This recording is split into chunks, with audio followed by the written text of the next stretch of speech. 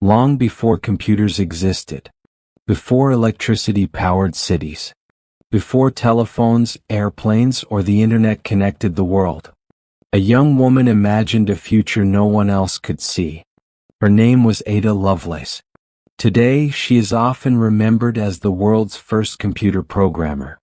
But in her own lifetime, there were no computers to program. That is what makes her story so extraordinary. Ada was born on December 10, 1815 in London, England.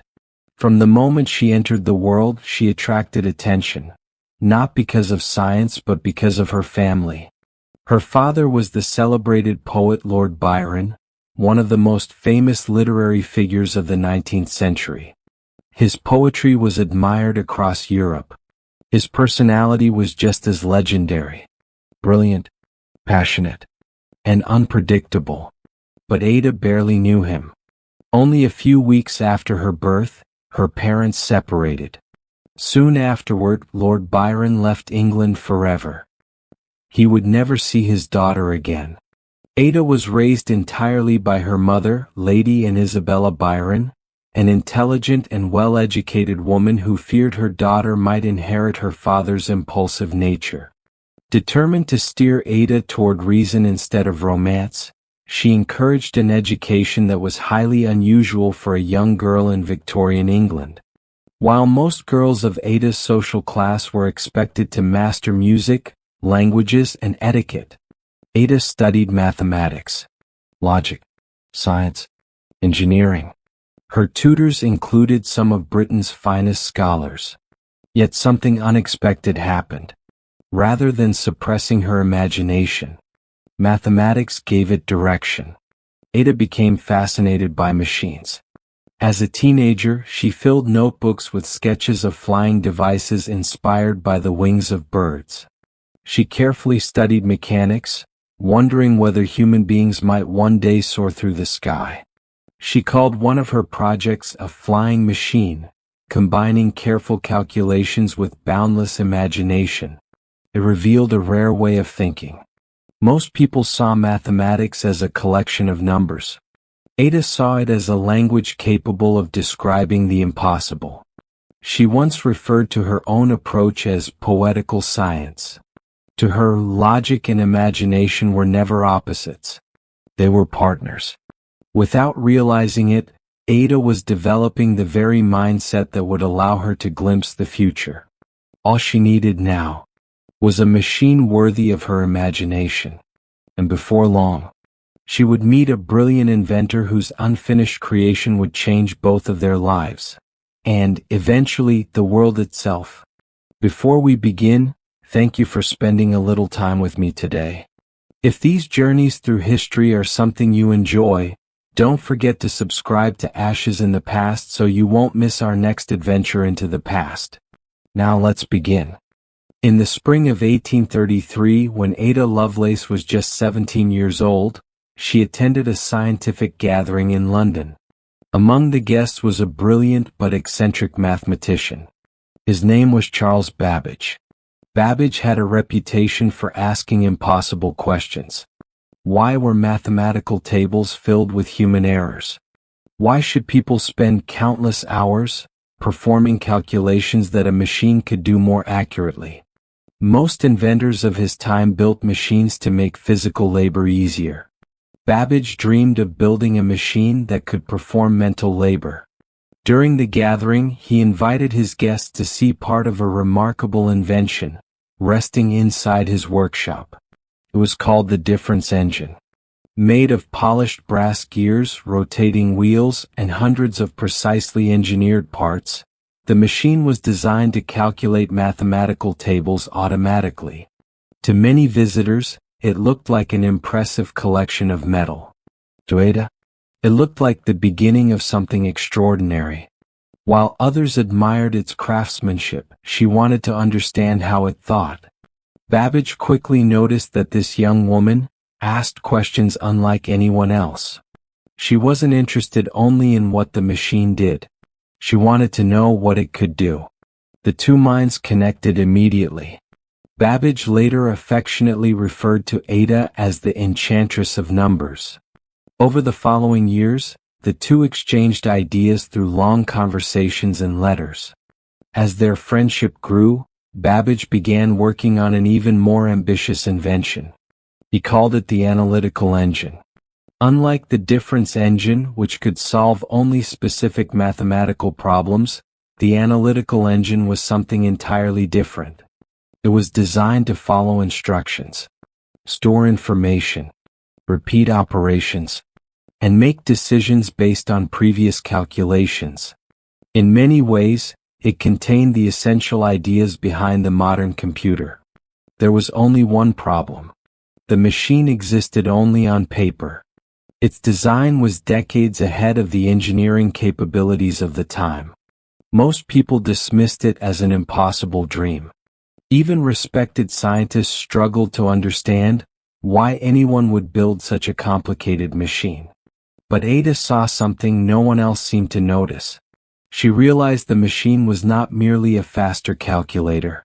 It was a new kind of thinking machine. A machine whose true power had not yet been imagined. She would put that insight into writing.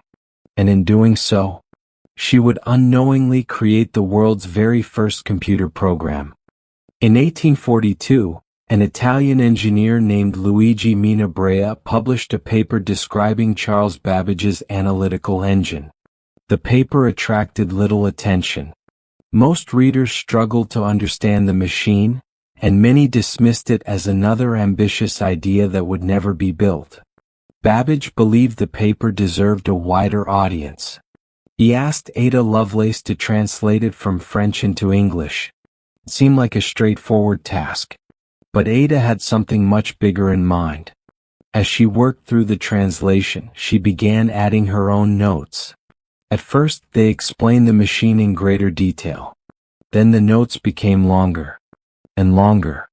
By the time she finished, Ada's notes were nearly 3 times the length of the original paper. They were no longer just a translation. They had become an original work. One section, now known simply as Note G, would make history. To demonstrate how the analytical engine could solve complex mathematical problems, Ada carefully described a sequence of instructions for calculating Bernoulli numbers. Step by step, she showed how the machine would process each operation. Today we would call those instructions a computer program. Remarkably, the machine itself had never been built. Ada was writing software for a computer that existed only on paper. It required an extraordinary leap of imagination. She wasn't describing what the machine had already done. She was describing what it could do. Her algorithm contained many of the same ideas that programmers still use today. A sequence of operations, stored values, logical steps, instructions executed in a precise order.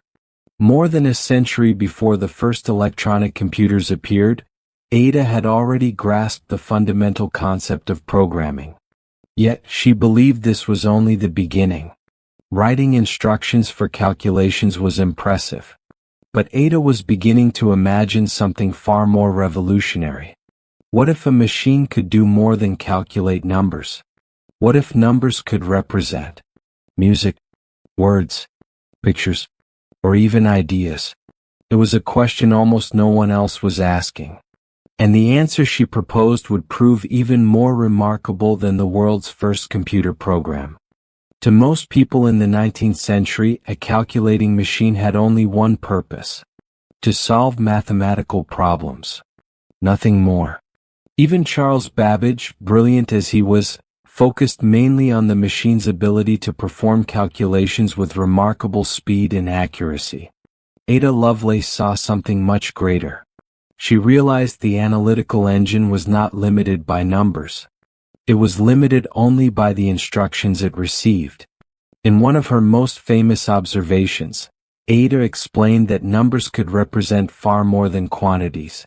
They could represent anything that followed logical rules. Music, letters, symbols, patterns. If those things could be expressed mathematically, a machine could process them. It was an astonishing idea.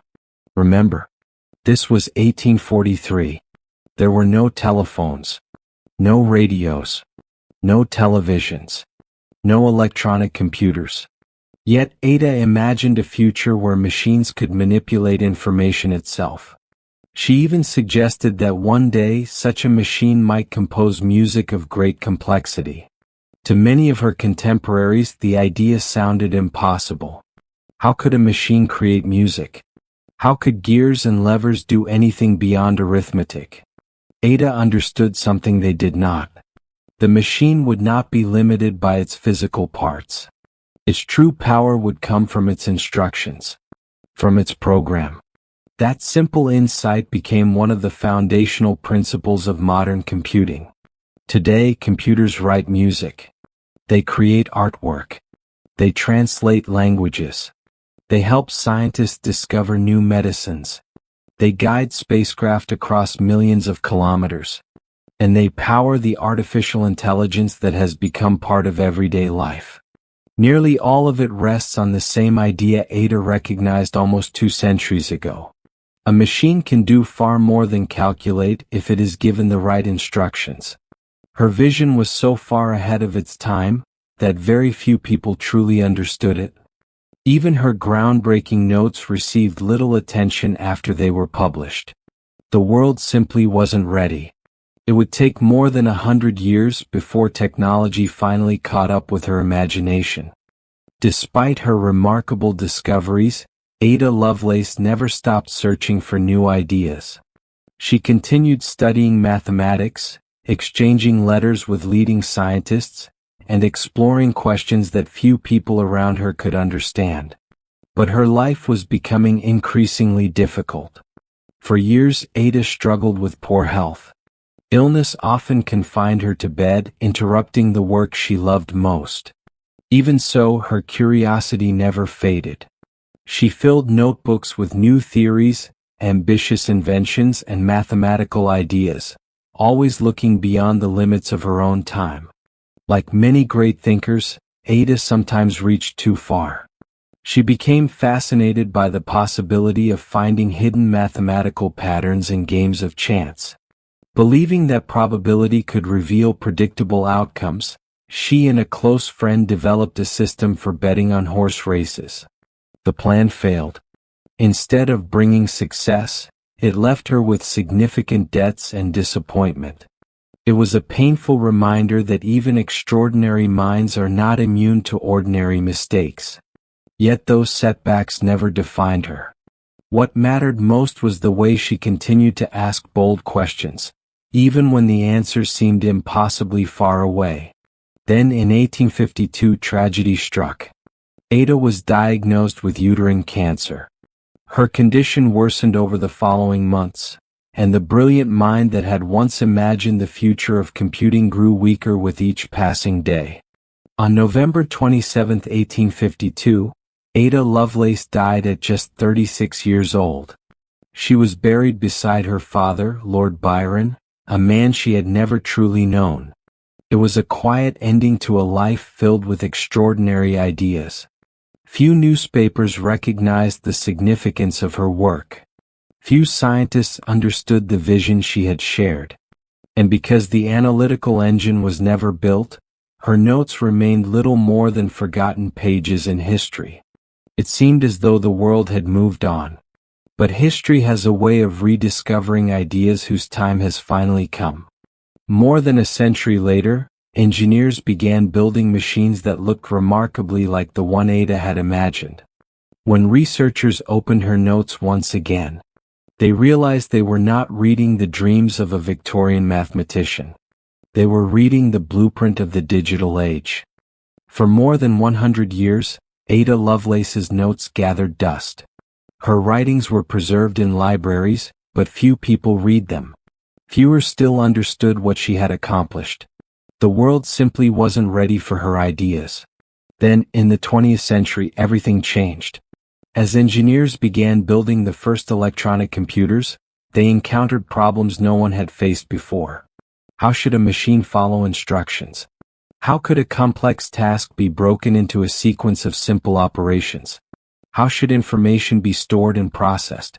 The answer sounded surprisingly familiar.